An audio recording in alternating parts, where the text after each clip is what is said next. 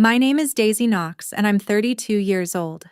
5 years ago, 3 days before Thanksgiving, my mother called me and said 7 words that shattered everything I thought I knew about my family. Don't come home this year. Your sister doesn't want drama. No explanation. No apology. Just a door quietly slammed shut on 27 years of trying to belong.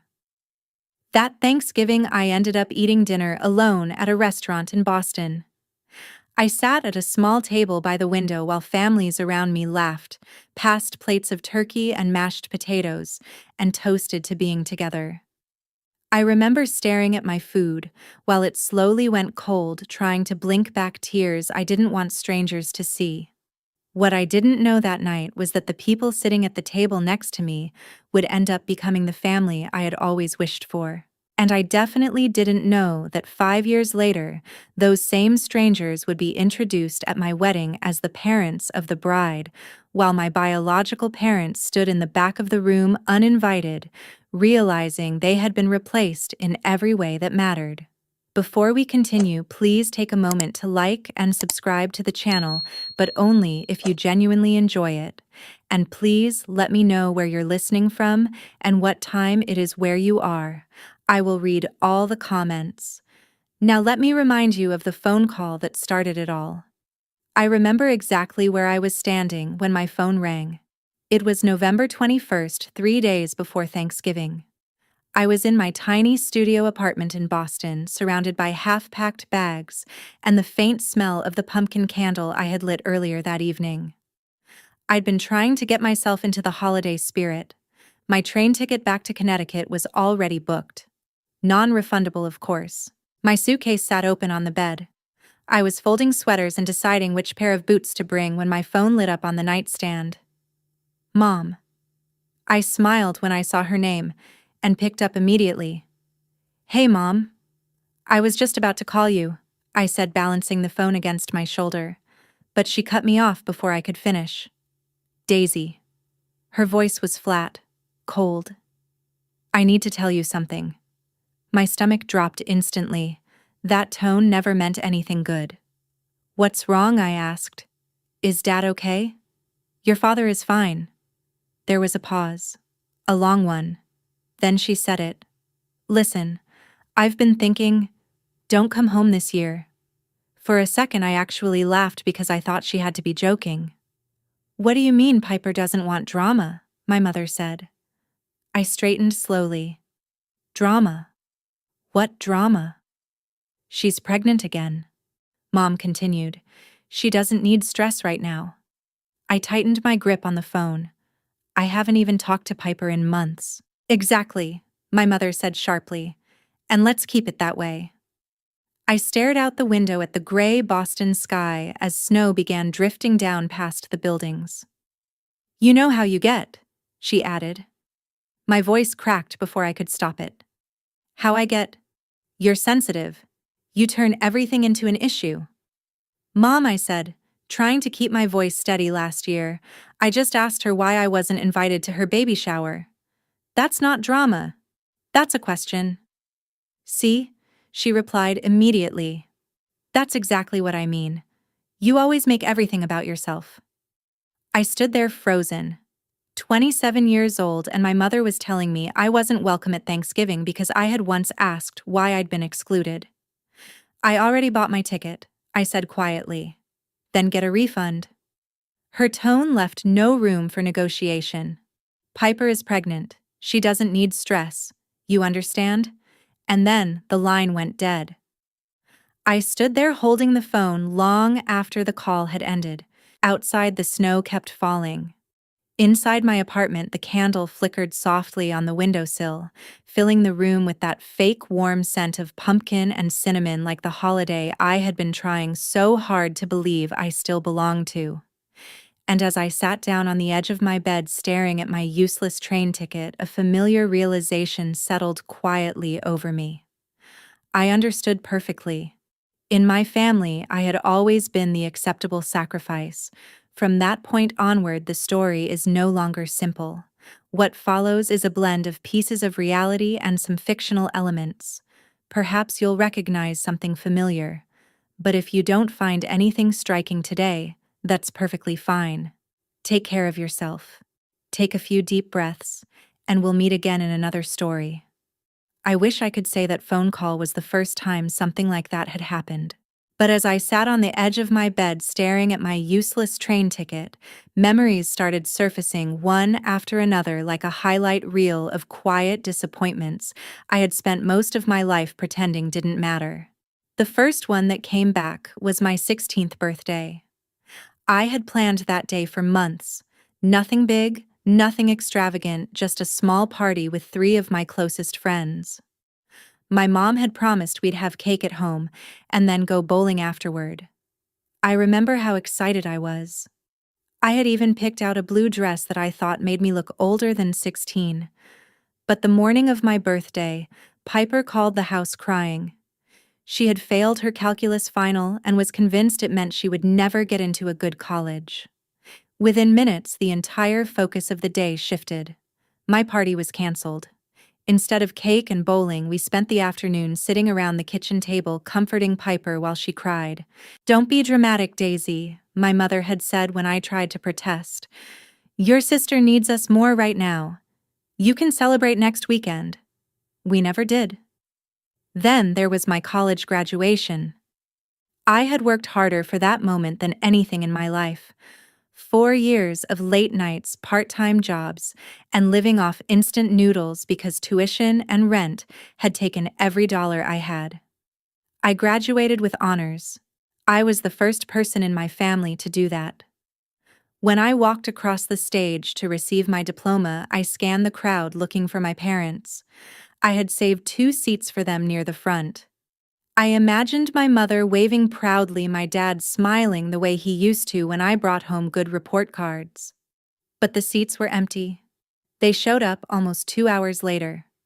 By the time they arrived, the ceremony had long since ended, and most families were already leaving campus. "Piper had a prenatal checkup this morning," my mother explained casually, as if that answered everything. It couldn't be rescheduled. My sister was pregnant with her first child at the time. "You understand, sweetheart," Mom added. "The baby is more important than a ceremony. More important than me." That was what she meant. That was always what she meant. Over the years, I learned something important about my family. Complaining only made things worse. If I expressed hurt, I was told I was being sensitive. If I asked questions, I was accused of causing problems. If I tried to defend myself, I was labeled dramatic. "Why can't you just be happy for your sister?" I heard that sentence more times than I could count. So eventually, I stopped arguing. I stopped asking questions. I made myself smaller, quieter, easier. I told myself that if I just stayed agreeable long enough, if I stopped needing so much, maybe eventually, they would choose me too. But sitting there in my cold Boston apartment at 27 years old, staring at a useless train ticket and a packed suitcase, something inside me finally cracked. There was no version of myself small enough to earn that love. I picked up my phone again and scrolled to my dad's contact. For a moment, I hesitated. My father had always been the quiet one, the peacekeeper, the man who sat in the middle of every conflict and somehow never took a side. But part of me still believed, maybe foolishly, that if I explained what had happened, he would step in. Just this once. The phone rang 4 times before he answered. "Hey, kiddo." His voice sounded cautious. He already knew. "Dad," I said, trying to keep my voice steady. "Did Mom tell you what she said?" A pause. I could hear the television in the background, probably a football game. "She mentioned it. And you're okay with this?" Another pause. Longer this time. "You know how your mother is, Daisy." I closed my eyes. "She told me not to come home for Thanksgiving." "I know. You don't think maybe I should be allowed to spend Thanksgiving with my own family?" Silence. I could hear him breathing into the phone. From where I stood, I could almost picture him sitting in his recliner, rubbing his forehead the way he always did when he wanted to escape a difficult conversation. "Dad," I said softly, "do you want me there?" 5 seconds passed. then 10. Finally, he cleared his throat. I think it might be better if you listen to your mother this year. Something inside me went very still. Not anger. Not even sadness. Just emptiness. Okay, I said quietly. Daisy, don't be like that. It's fine, I interrupted. I hung up before he could say anything else. He didn't call back. The apartment grew darker as evening settled over the city. I sat there by the window watching the last light fade across the snow-covered street. My father had been given a chance, one small moment to stand up for me, to say one simple word in my defense. But like he always had, he chose silence. For years, I had told myself he was neutral. Now, I finally understood the truth. He wasn't neutral. He was just standing on their side. I sat there for a long time, staring out at the falling snow, letting that realization settle. And as the darkness filled the room, something else settled too. A quiet decision. If I wasn't welcome at their table anymore, then maybe it was time to stop waiting for an invitation. Thanksgiving morning arrived gray and quiet. I woke in my studio apartment to footsteps from the unit above me. Someone's family was arriving. I heard a child laugh, a door open, and close voices greeting each other with excitement. The smell of food drifted through the vents. I lay in bed staring at the ceiling before finally getting up. My phone sat on the nightstand where I had left it. Silent. No calls. No messages. Not even happy Thanksgiving. I told myself I wasn't expecting one. But after 27 years of hoping things might change, hope doesn't disappear overnight. I made instant coffee and sat by the window watching snow fall onto the street below. By noon, loneliness won. I opened Instagram. The first post was from Piper. In the photo, my family sat around the dining table at my parents' house in Connecticut. My mom and dad sat side by side. Piper sat beside her husband Tyler. Their son sat in a high chair wearing a tiny turkey sweater. Everyone was smiling. The caption read, "So grateful for my family. These are the people who matter most." I stared at the photo too long. Then I zoomed in. 4 adults, 1 toddler, 5 chairs. There wasn't even an empty seat where I should have been. They hadn't just excluded me. They had erased me. I closed the app and set my phone down. Part of me wanted to spend the day under a blanket pretending the holiday didn't exist. Maybe that was what I deserved, a sad meal alone in a dark apartment. After all, that was the role I had been given in my family story, the dramatic daughter who ruined everything. But something inside me pushed back. No. I wasn't going to spend Thanksgiving feeling sorry for myself. If I had to eat dinner alone, I would do it somewhere with light. Somewhere with people. I pulled on my coat and scarf and stepped outside. Harborview Grill was open. It was warm. The smell hit me, first roasted turkey, bread, butter, herbs. Then the sound, conversation, laughter, the soft clink of glasses. "Just one tonight." "Just one," I said. She led me toward the back. My table was a 2-person setup squeezed beside a large family gathering. The family next to me was celebrating big. At the head sat an older couple. Beside them sat a middle-aged couple with 2 young children. At the far end was a younger man around my age who seemed responsible for most of the laughter. They passed dishes without asking. They interrupted each other. They teased each other with easy affection. I tried not to stare, but it was impossible not to watch them from the corner of my eye, because that was what family was supposed to look like. A server appeared. "The Thanksgiving special, please," I said. He nodded and disappeared into the kitchen.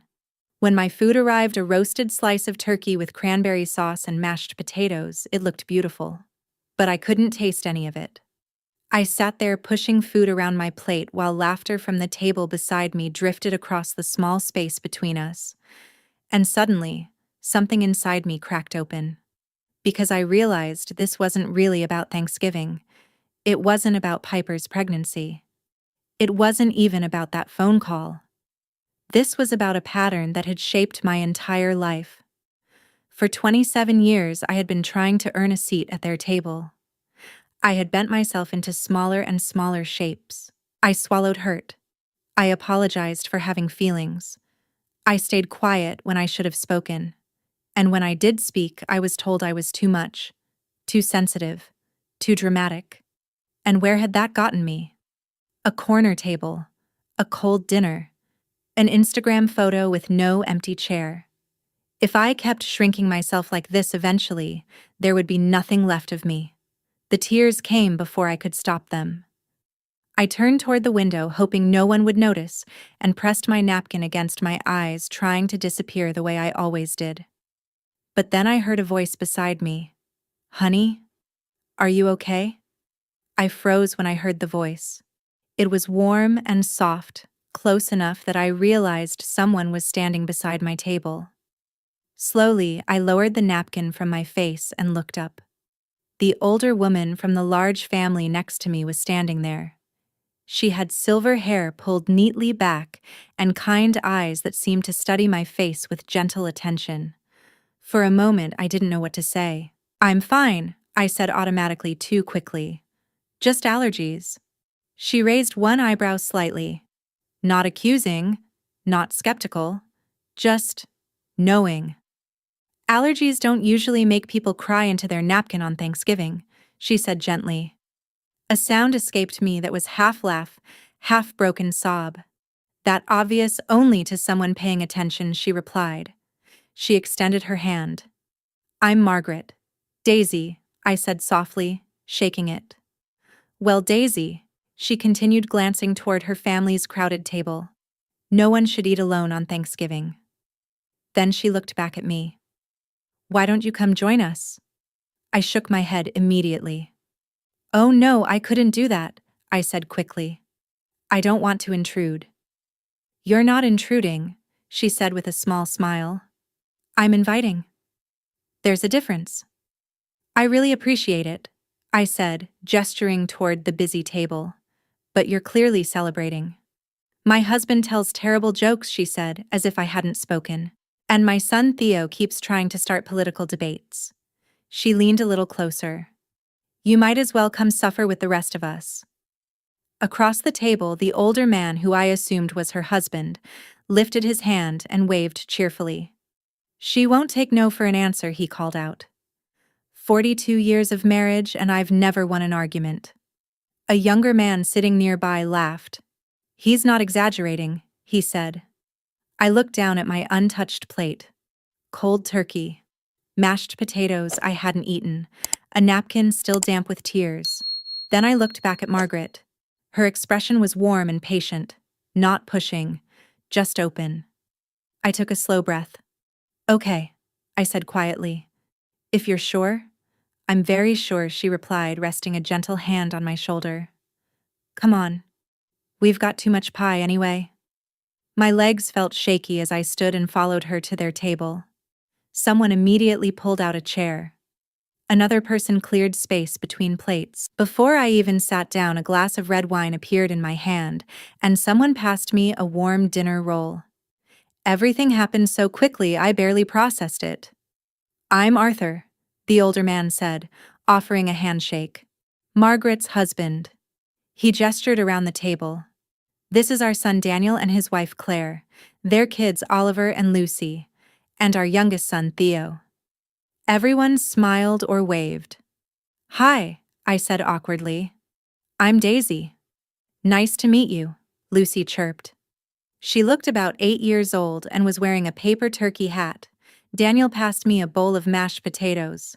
"So Daisy," he said, "what do you do?" "I'm a graphic designer," I replied. "Mostly freelance." "That's impressive," Claire said. "I can barely draw a stick figure." Mom Oliver said seriously, "Stick figures are easy." The entire table laughed. Not at anyone. With each other. The sound caught me off guard. Theo leaned slightly toward me. "Fair warning," he whispered. "My dad's about to tell a joke." "I am not," Arthur protested. "You are," Margaret said calmly. Arthur lifted his wineglass and grinned. "Okay, fine. What did the turkey say to the computer?" Oh no! Daniel groaned. Dad, please don't, Theo added. Arthur ignored them. Google, Google, Google. The kids burst into laughter. Claire covered her face. Theo shook his head dramatically. And before I could stop myself, I laughed. A real laugh. The first one I'd had all day. Arthur raised his glass proudly. A toast, he declared.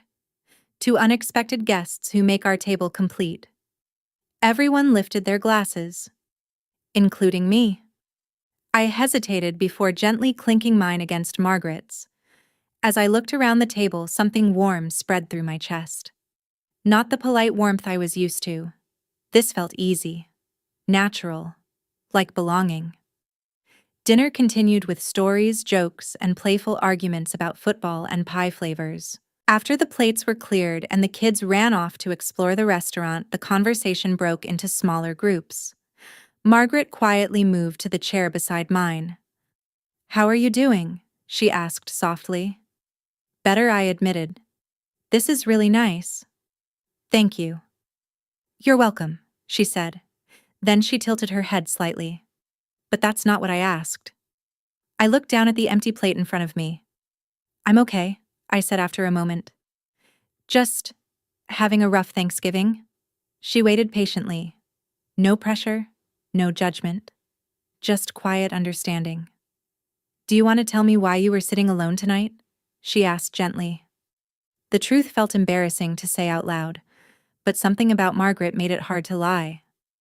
My mom called 3 days ago, I said finally, and she told me not to come home for Thanksgiving. My sister's pregnant again, and apparently she didn't want drama. Margaret nodded slowly. Drama, she repeated. That's what they call it when I ask questions they don't want to answer, I said quietly. She placed her hand gently over mine. Daisy, she said softly. You are not the problem. The words hit me so hard I almost stopped breathing. She smiled kindly. I spent 30 years as a family lawyer, she continued. And the people who accuse others of causing drama are usually the ones creating it. They just need someone else to blame. I stared at her. Those were the words I had needed to hear my entire life. You deserve better than that, she said gently. And for the first time in years, I believed it. For a moment after Margaret said those words, I couldn't speak. You are not the problem. It sounded simple. But when you've spent most of your life believing the opposite, those words land like a shockwave. I sat there staring at her, my fingers still resting under her hand, trying to breathe normally again. I started, then stopped. My throat felt tight. Margaret didn't rush me. She simply squeezed my hand gently and took a sip of her wine as if we had all the time in the world. Around us, the restaurant buzzed with the comfortable chaos of Thanksgiving dinner. The kids had wandered toward the windows to watch the snow. Arthur and Daniel were debating last week's football game. Theo was laughing at something Claire had said. Life continued. But at our corner of the table, everything felt strangely still. I've spent a long time wondering if maybe they're right, I admitted quietly. About what Margaret asked. That I'm difficult. That I cause problems without meaning to. Margaret's expression stayed calm, like someone who had heard stories like this before. Let me tell you something I've seen many times, she said gently. In families where one person is always blamed for being dramatic or difficult, that person is usually just the one who notices when something isn't fair. I swallowed. Families don't always like that, she continued. Especially when it forces them to look at things they'd rather ignore. Her words settled over me slowly. For years I had replayed every argument in my head, wondering if I had been too emotional, too demanding, too sensitive.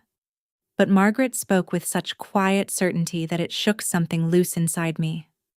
You're not broken, Daisy, she said softly. You're just someone who wanted to be treated fairly. My eyes stung again. I reached for my napkin, embarrassed. Sorry, I said. Don't apologize, she replied immediately. There's nothing wrong with having feelings. For a few minutes, we sat quietly while the rest of the table continued talking and laughing. Eventually, dessert arrived. Arthur insisted that everyone try at least 2 pies, which started an animated debate about whether pumpkin or apple deserved the title of Thanksgiving champion. Theo leaned toward me. "So, Daisy," he said, important question. "What's that? Where do you stand in the pie debate?" I blinked, surprised. "Apple," I said. Arthur pointed at me triumphantly. "See? A woman of taste." Daniel groaned while everyone laughed. Margaret sat beside me, smiling, clearly enjoying the chaos. By the time coffee was poured and plates were cleared, I realized something surprising.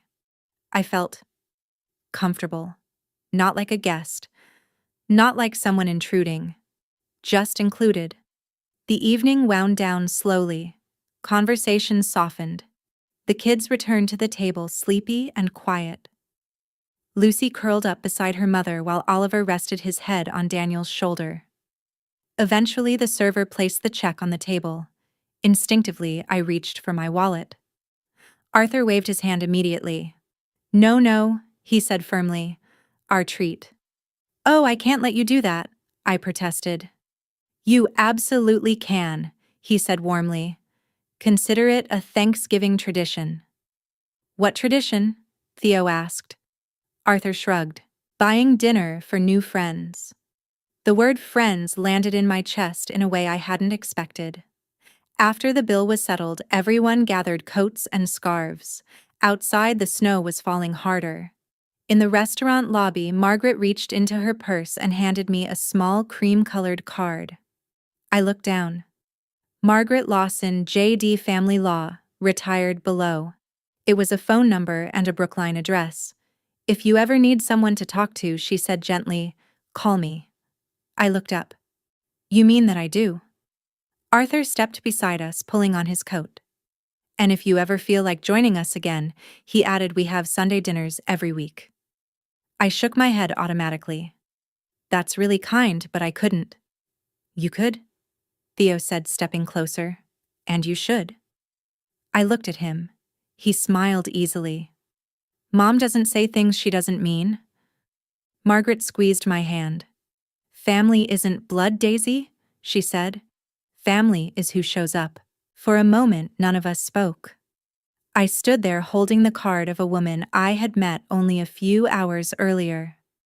A woman who had already shown me more kindness than my own family had in years. Outside, the snow-covered street glowed under yellow streetlights as families left the restaurant laughing and carrying leftovers. I looked back at the Lawsons. Arthur helped Margaret wrap her scarf. Daniel lifted Lucy into his arms while Oliver tugged sleepily at his sleeve. Theo stood by the door holding it open.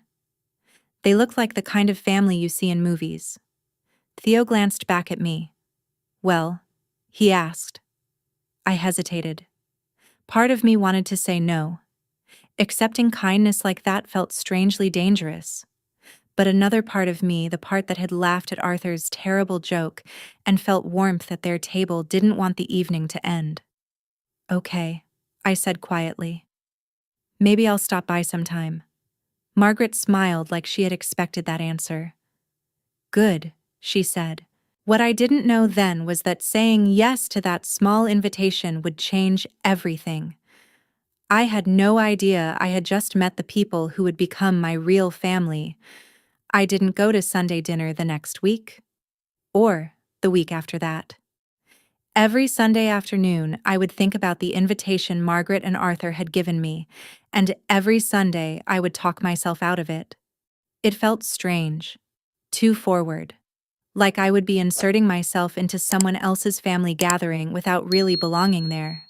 They had been kind to me on Thanksgiving, yes, but that didn't mean they actually expected me to show up again. At least, that was what I kept telling myself.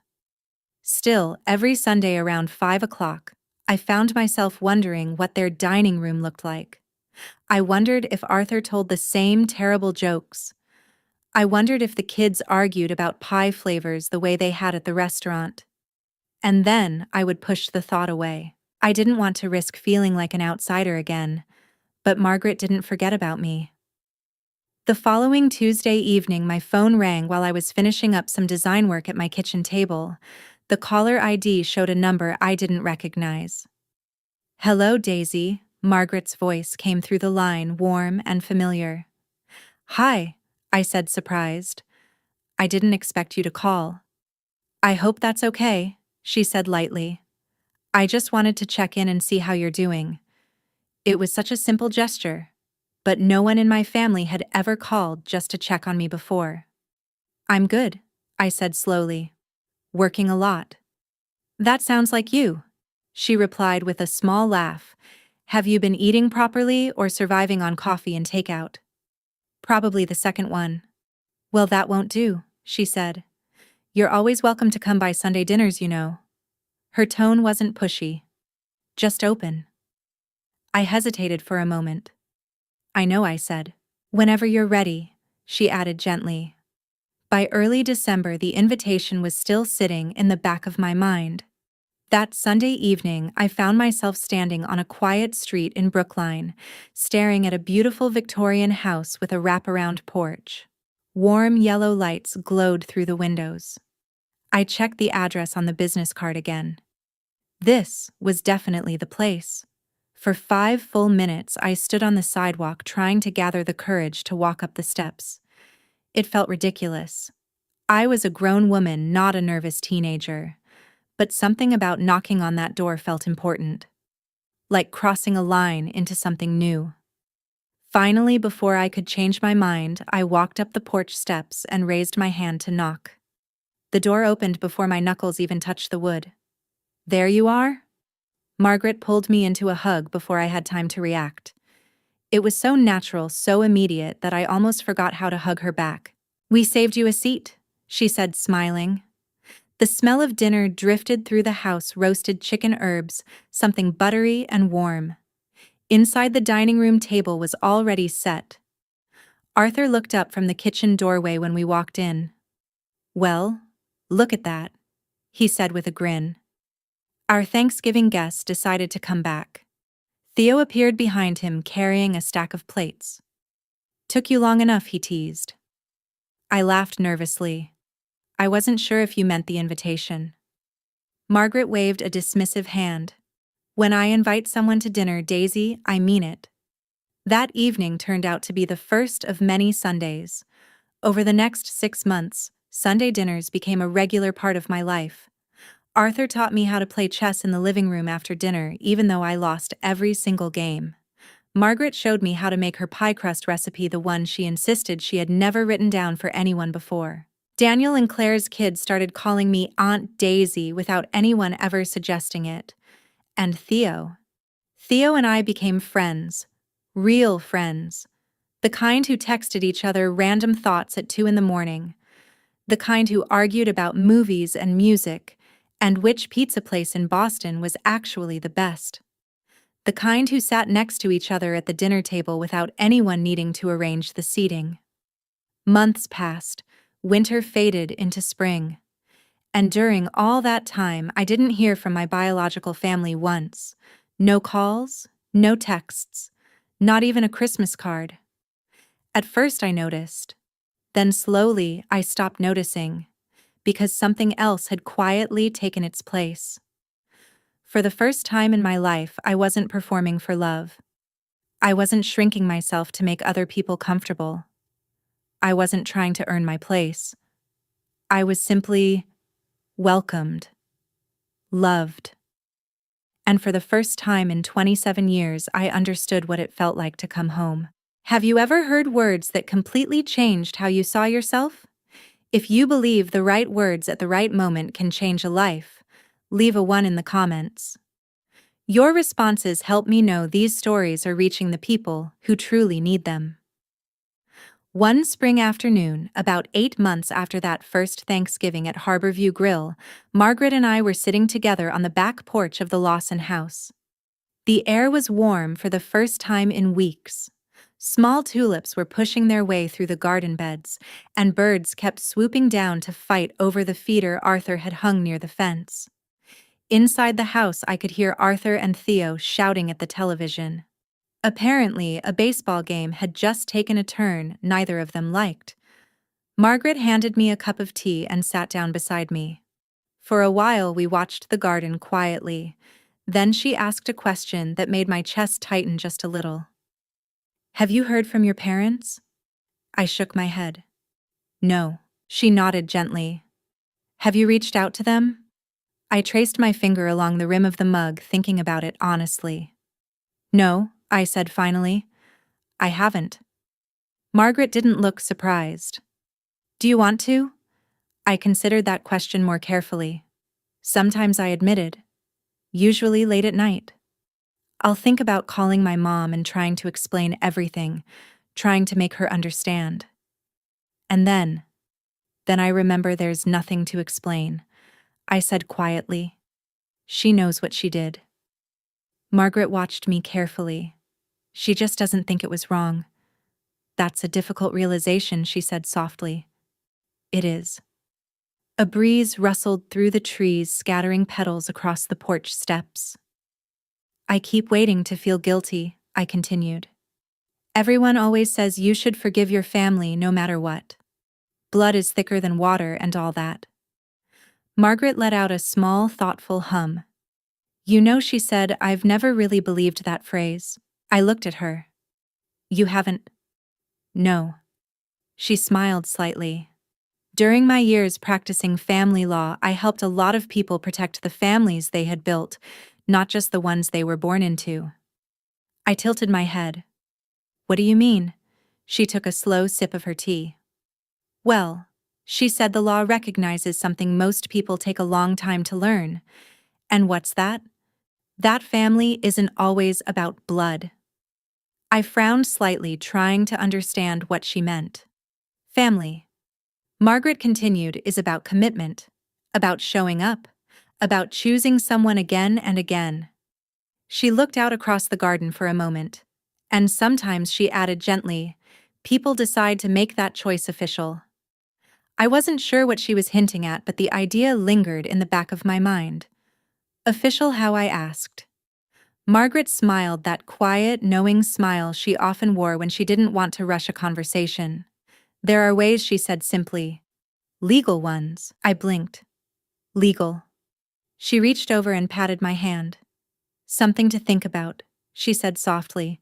"Whenever you're ready." Then just like that, she changed the subject. She started talking about her tomato plants and whether the weather that year would be warm enough for a good harvest. But her earlier words stayed with me long after the conversation ended. They settled somewhere deep in my mind, like seeds waiting for the right moment to grow. Over the next 2 years, life changed slowly, almost so gradually that I barely noticed it happening. Theo and I spent more and more time together. At first, it was just movie nights after Sunday dinner, then long walks through Boston Common, then late-night phone calls about work life, everything and nothing. Somewhere along the way, our friendship became something else, something deeper, something that felt less like a beginning and more like discovering something that had quietly been there all along. 2 years after that first Thanksgiving, Theo asked me to meet him for dinner at Harborview Grill, the same restaurant where we had first met. As I slid into the booth across from him, I smiled. "This feels very circular," I said. Theo laughed nervously, adjusting the napkin on the table. "That's kind of the point." I tilted my head. "What do you mean?" He reached across the table and took my hand, and suddenly I realized. This dinner wasn't just dinner. Theo's hand was warm around mine as we sat across from each other in the same booth at Harborview Grill, where everything had started 2 years earlier. The restaurant looked almost exactly the same as it had that night. Soft golden lights, polished wooden tables, the quiet hum of conversation filling the room. But this time, I wasn't the woman crying alone in the corner. Theo cleared his throat, his fingers tightening slightly around mine. "Daisy," he said carefully, "I've been trying to figure out how to say this for months." My heart began to beat faster. He took a slow breath. "I want to spend the rest of my life choosing you." For a moment, the world seemed to pause. I stared at him, my mind struggling to catch up with what he was saying. Theo smiled softly. I know your family hurt you, he continued. I know you're used to people who are supposed to love you walking away. His eyes stayed steady on mine. But I'm not going anywhere. Then he reached into his jacket pocket and pulled out a small velvet box. Daisy Knox, he said, his voice shaking just a little. Will you marry me? I felt my throat tighten. This man had been my friend first, then my closest confidant. He had stood beside me through 2 years of healing without ever pushing, without ever demanding anything in return. And now he was asking me to build a life with him. Yes, I whispered. Then louder through tears I couldn't stop. Yes. Theo laughed in relief and slipped the ring onto my finger. Around us, the restaurant erupted into applause. Only then did I realize people had been watching. At the far corner of the room, Arthur and Margaret were sitting at a small table with champagne glasses already waiting. Margaret winked at me. She insisted we come. Theo admitted, laughing. Apparently, she didn't trust me to plan this without supervision. That night marked the beginning of something new, not just a relationship, a future. The months that followed were filled with excitement and chaos as we began planning the wedding. There were venue tours, cake tastings, endless conversations about flowers, music, and seating charts. It was overwhelming. But it was also joyful in a way I had never allowed myself to imagine before. Still, one question kept circling back in my mind. Wedding invitations, specifically one line on them.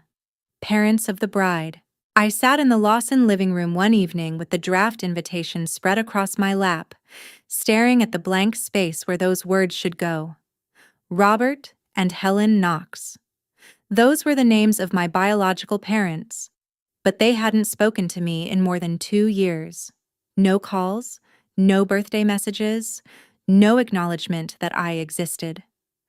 Putting their names on my wedding invitation felt dishonest, like giving them credit for something they had never been part of. I was pacing the living room when Margaret walked in. She watched me for a moment before speaking. What's troubling you, sweetheart? I handed her the invitation. That line, I said quietly. I don't know what to write there. She sat beside me on the couch and studied the card. I remember mentioning something to you once, she said slowly, about legal recognition for chosen family. I nodded. You said the law recognizes the families people build. It does. I looked up at her. What did you mean by that exactly? Margaret's voice softened. Adult adoption. I blinked. That's a real thing. Very real, she said. It's a legal process where an adult can be formally adopted by another family. My heart began to pound. It creates a legal parent-child relationship, she continued. A new birth certificate, new legal next of kin, everything. I stared at her. The idea felt almost too big to process. You mean, someone could actually choose their family like that?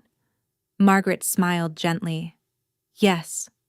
My voice came out barely above a whisper. Would you and Arthur ever consider... I couldn't finish the sentence. I didn't have to. Margaret pulled me into a tight hug before I could say another word. We've considered you our daughter since the night we met you, she said softly. We were just waiting for you to be ready. The adoption process took several months. Paperwork, court appearances, legal filings. But with Margaret guiding every step, it never felt cold or bureaucratic. It felt like a ceremony, a confirmation of something that had already been true for a long time. The day the judge signed the final order, I officially became Daisy Lawson. I had a new birth certificate, new legal parents, and a family that had chosen me just as fiercely as I had chosen them. Theo and I set the wedding date for the following June. When the invitations were finally printed, the line I had once feared writing now filled me with pride. Parents of the bride, Arthur and Margaret Lawson. But I should have known something. Families like the one I came from don't stay silent forever. And eventually, the Knox family found out. The wedding day arrived warm and golden. It was June in Napa Valley, the kind of day that felt almost unreal in its perfection. The sky stretched wide and cloudless above rows of green vineyards that rolled gently over the hills. A soft breeze carried the scent of summer flowers through the air. Theo and I had chosen an outdoor ceremony at a small vineyard just outside town. The reception would be held in a restored stone barn nearby, decorated with white roses greenery and long wooden tables that glowed under strands of hanging lights. It was exactly the kind of wedding I had never dared to imagine for myself. In the bridal suite, I stood in front of a tall mirror while Margaret carefully adjusted the veil pinned into my hair. "You look beautiful," she said softly. I met her eyes in the reflection. "You really do," she added, her voice thick with emotion. "Absolutely beautiful." For a moment, I simply stared at the woman in the mirror. 5 years earlier, I had been sitting alone at a restaurant table wondering what was wrong with me, wondering why the people who were supposed to love me always seemed to choose someone else. That woman had been smaller somehow, quieter, unsure of whether she deserved happiness at all. The woman standing here now looked different. Stronger, calmer, certain. On the vanity beside me lay a copy of the wedding program. Without thinking, I picked it up and ran my fingers across the printed words. Parents of the bride, Arthur and Margaret Lawson. Underneath in smaller text was a line Theo had suggested adding, "The family who chose her." Margaret noticed me looking at it. "Are you nervous?" she asked gently. "About marrying Theo?" I smiled. "Not even a little." She laughed softly. "Then what's on your mind?" I hesitated. "The rest of today," I admitted. Margaret's expression softened with understanding. After my mother had shown up at my apartment months earlier demanding an invitation to the wedding, Theo and I had quietly hired security for the event, just in case. I had tried not to think about it too much, but the possibility lingered in the back of my mind. "What if they show up?" I said quietly. Margaret stepped closer and rested both hands on my shoulders. "Then we handle it," she said calmly. Her eyes were steady and reassuring. "Whatever happens today, you have a family who chose you." She squeezed my shoulders gently. "And we will always choose you." Emotion caught in my chest. Before I could stop myself, I stepped forward and wrapped my arms around her. "I love you, Mom," I whispered. It was the first time I had called her that. The word felt so natural leaving my mouth that it startled me. Margaret pulled back slightly, her eyes glistening.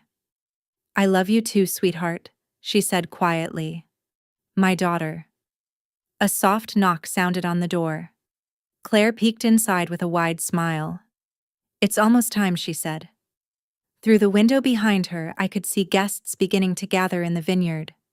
Chairs were arranged in neat rows along a flower-lined aisle that led toward a wooden arch covered in white roses. At the far end of the aisle, Theo was already waiting.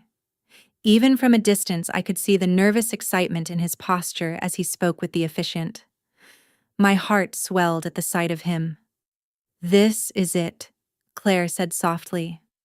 Margaret picked up the small bouquet of white flowers resting on the table and placed it gently in my hands. "You ready?" she asked. I took a deep breath. "Yes." We stepped outside into the warm afternoon sunlight. Guests turned in their seats as the music began. Arthur appeared at my side, offering his arm with quiet pride. "Shall we?" he said. As we began walking down the aisle together, I felt something settle inside me. Peace. This moment wasn't about the people who had walked away from me years ago. It was about the people who had stepped forward instead. Theo's eyes filled with tears when he saw me approaching. By the time we reached the front half, the guests were already wiping their eyes. The ceremony passed in a beautiful blur. The vows we had written ourselves made people laugh and cry in equal measure. Theo promised to always choose me first. I promised never to forget the night a stranger had invited me to join her family's table. When he slipped the ring onto my finger, something inside me clicked into place. like the final piece of a puzzle I had been trying to solve my entire life. By the power vested in me, the officiant said warmly, I now pronounce you husband and wife. Theo pulled me into a kiss as cheers erupted from the guests. For a few perfect minutes, nothing existed except joy. But later during the reception inside the stone barn, as laughter and music filled the air, a security guard quietly approached me. Mrs. Lawson, he said discreetly, there are two people at the entrance. My stomach tightened. They claim to be your parents. Theo appeared at my side instantly. What's going on? He asked. I took a slow breath. My biological parents are here. His expression hardened. I'll handle it. I shook my head. No. I squeezed his hand gently. This is my moment, I said. I'll handle it. Outside the barn doors, my past had finally arrived, and this time, I wasn't afraid to face it. For a moment, I stood there holding Theo's hand, while music and laughter from the reception continued around us. Part of me had expected this. Ever since my mother showed up at my apartment months earlier demanding an invitation, I had known there was a chance they might try something. Still, hearing the words out loud made my chest tighten. My biological parents are here, I repeated quietly. Theo glanced toward the barn entrance, his jaw tightening. I'll take care of it, he said firmly. I shook my head. No. He turned to me confused. This is my moment, I said gently. If they're here, I want to face it myself.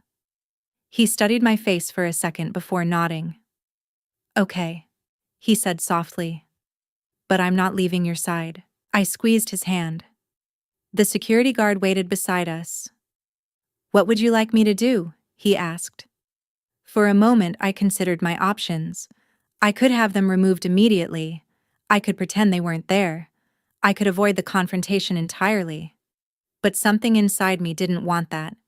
If they had come all this way, they should see what they had lost. They should see the life I had built without them. Let them in, I said. The guard hesitated. Are you sure? Yes. But seat them in the back, I added. Not with the family. He nodded and walked away. Theo slipped an arm around my waist. You okay? He asked quietly. I am, I said. And surprisingly, it was true. A few minutes later, I saw them. My mother and father stood awkwardly near the back of the barn just inside the doorway. Helen and Robert Knox. My mother looked exactly the same as the last time I saw her, perfectly styled hair, sharp eyes, and the same tight expression that always made it feel like she was silently judging everything around her. My father stood slightly behind her, hands shoved in his pockets, looking uncomfortable. Lost. They scanned the room clearly, trying to understand what was happening. The reception continued around them. Guests laughed. Servers carried trays of champagne. Music played softly in the background. No one seemed to recognize them. To everyone else, they were simply two strangers standing near the door. Then the timing turned out to be perfect. The master of ceremonies stepped toward the microphone. Ladies and gentlemen, he announced cheerfully, may I have your attention for a moment? Gradually, the room quieted. Conversations paused. Glasses lowered. Theo and I stood near the dance floor watching as everyone turned toward the stage. The MC smiled warmly. Before we continue tonight's celebration, he said we'd like to introduce some very special people. Across the room, I saw my mother straighten slightly. Her expression shifted immediately. Anticipation. At most weddings, this was the moment when the bride's parents were acknowledged. Theo squeezed my hand. The MC continued. Please join me in welcoming the parents of the bride. My mother lifted her chin. Even from across the room, I could see the satisfied smile beginning to form on her face. Then the MC finished the sentence. Arthur and Margaret Lawson. The room erupted in applause. Guests turned toward the head table where Arthur and Margaret stood smiling as people cheered. Someone whistled. The photographer rushed forward to capture the moment. And across the barn. My mother's face drained of color. I watched the realization unfold slowly. First confusion, then disbelief. Her eyes darted between Arthur and Margaret as guests congratulated them. "What did he just say?" she whispered sharply. My father looked equally stunned. I don't know.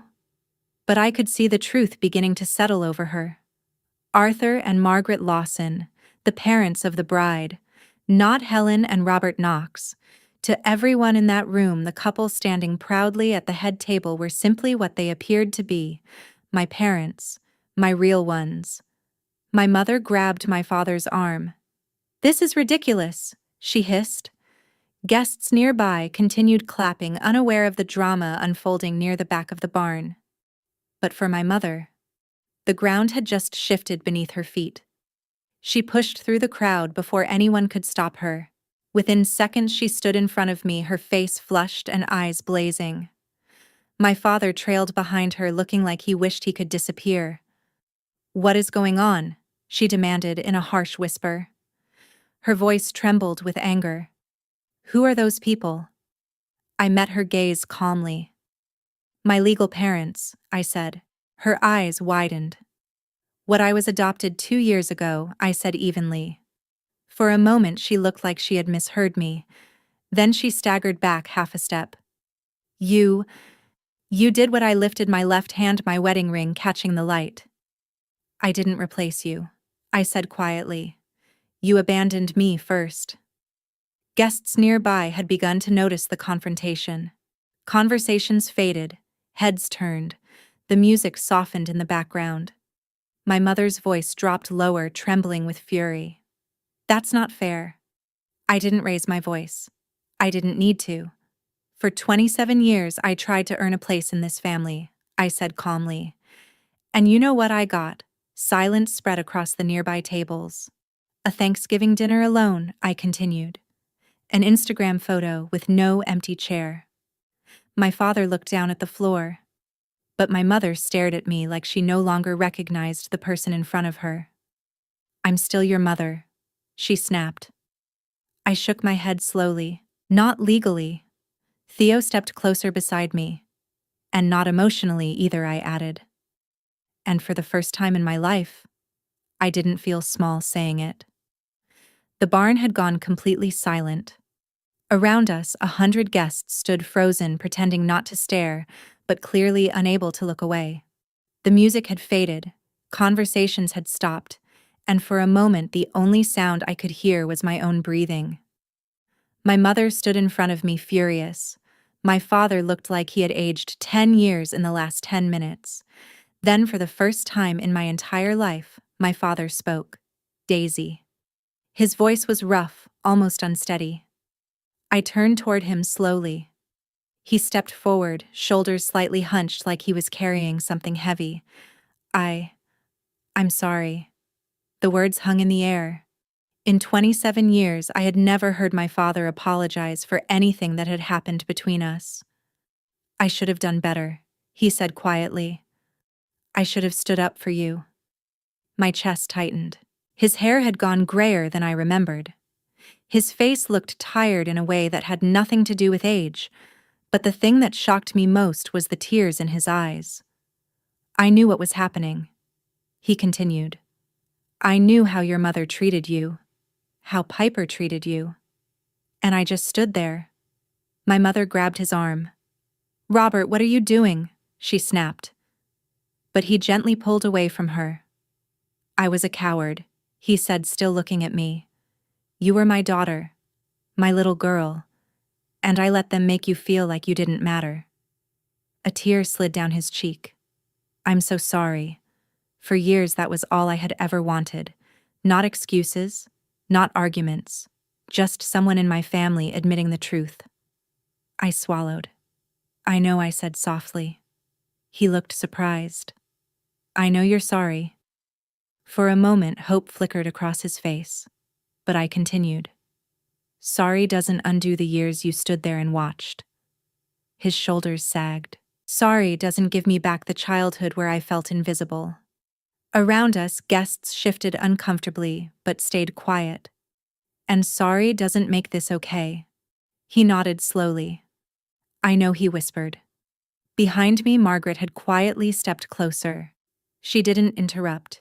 She simply placed a hand gently on my arm, a silent reminder that I wasn't alone anymore. My mother noticed immediately. Her eyes flashed with anger. You, she snapped, pointing at Margaret. You're the one who stole my daughter. Margaret didn't move. I didn't steal anything, Mrs. Knox, she said calmly. My mother's voice rose. Then what do you call this? Before Margaret could respond, Arthur stepped forward. Arthur Lawson was not a confrontational man. In all the years I had known him, I had never heard him raise his voice. But when he spoke now, there was steel in it.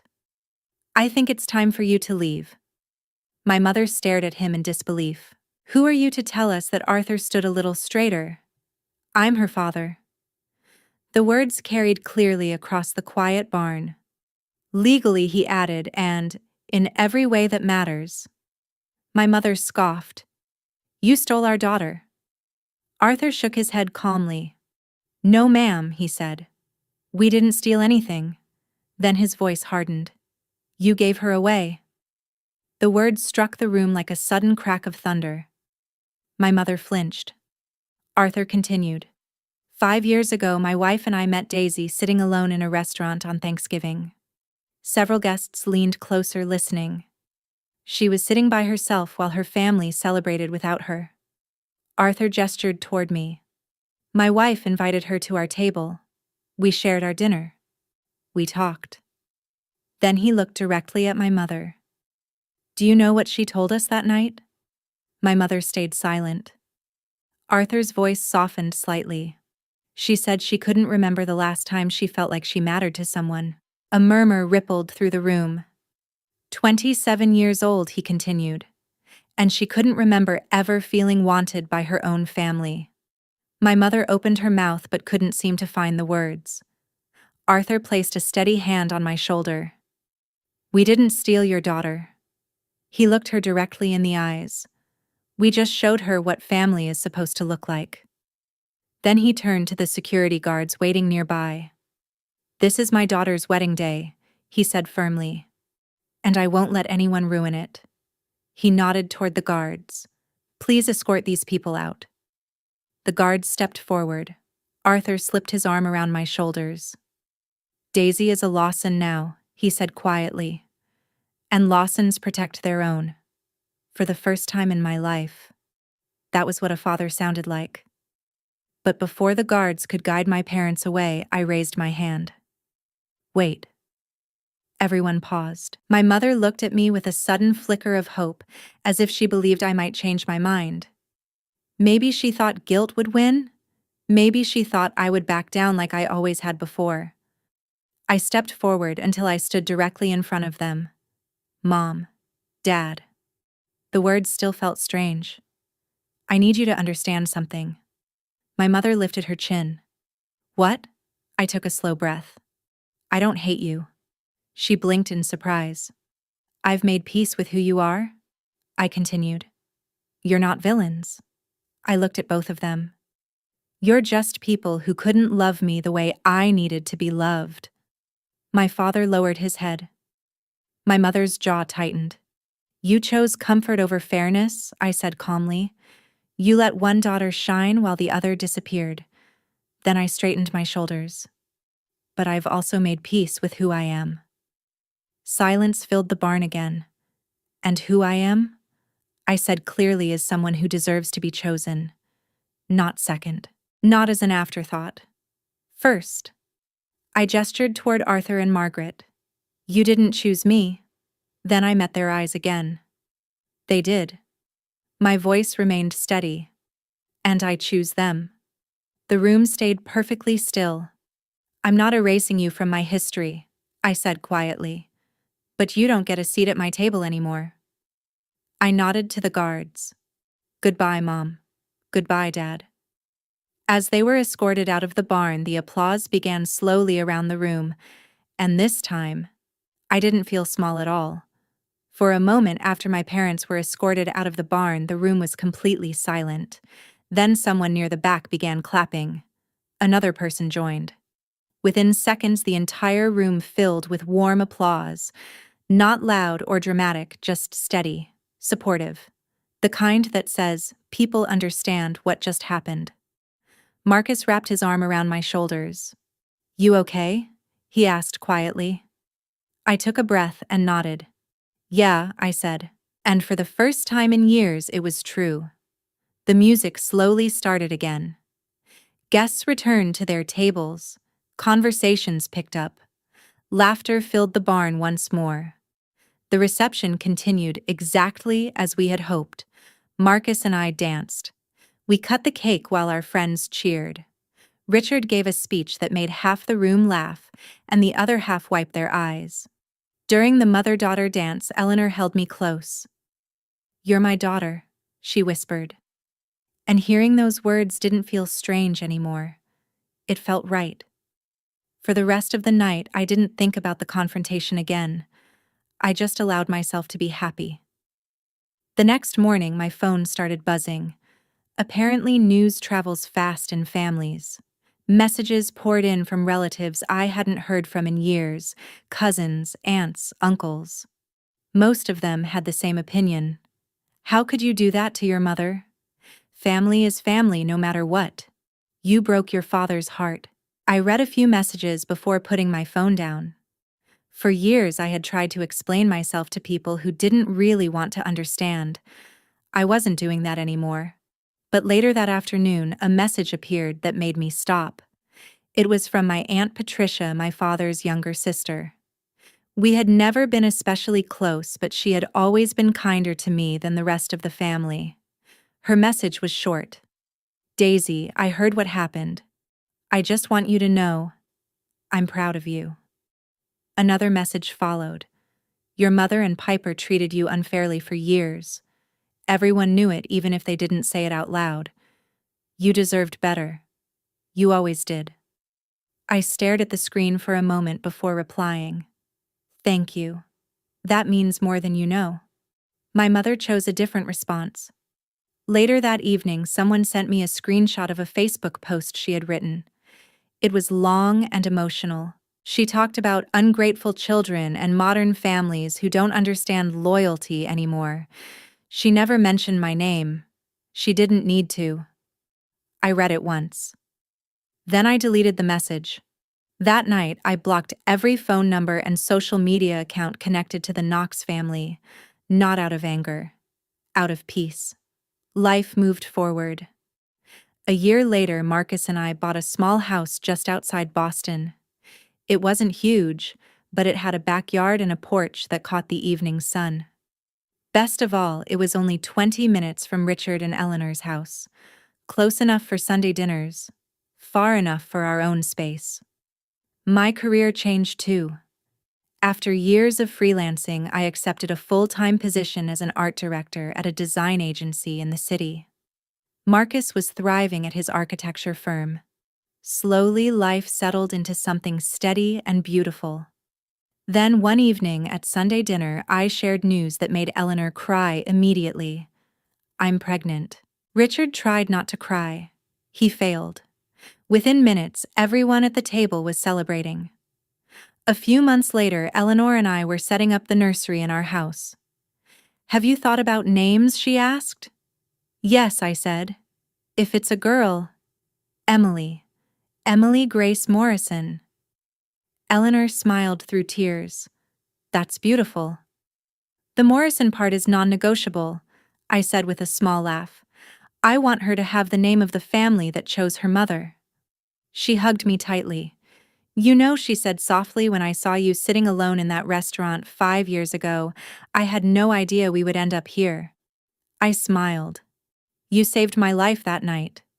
She shook her head gently. "No, sweetheart," she said. "You saved yourself. We just showed you it was possible." 5 years after that first Thanksgiving, I stood at the head of the Morrison dining table holding my daughter.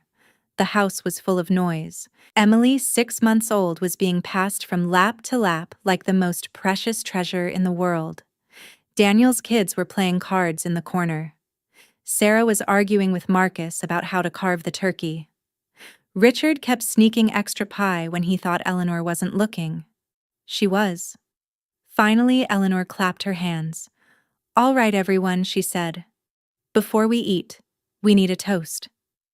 Then she looked at me. "Daisy, would you do the honors?"